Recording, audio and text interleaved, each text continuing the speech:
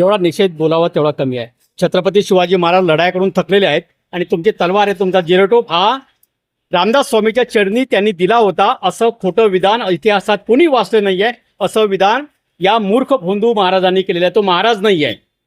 महाराजांचं या भोंदू महाराजांचं महाराष्ट्रात पेय वाढलेलं आहे. अशा या बागेश्वराचा विधानाचा निषेध म्हणून त्याचे विचार एवढ्या खालच्या दर्जाचे आहेत की बदलापूर रेल्वे स्टेशनच्या पायऱ्यावरती आम्ही त्याच्या प्रतिमांचे फोटो लावलेले आहेत की त्याच्या प्रत्येक फोटोवरती येणाऱ्या जाण्यावरती पायदळ होईल, त्याच्या फोटोवरती पायाचे निशाण छापण्यात येईल. कारण की छत्रपती शिवाजी महाराजांच्या बाबतीत अक्षरशः खालच्या दर्जाचं विधान हे कुठल्या महाराष्ट्र प्रेमीला शिवप्रेमीला पटणारं नाही आहे.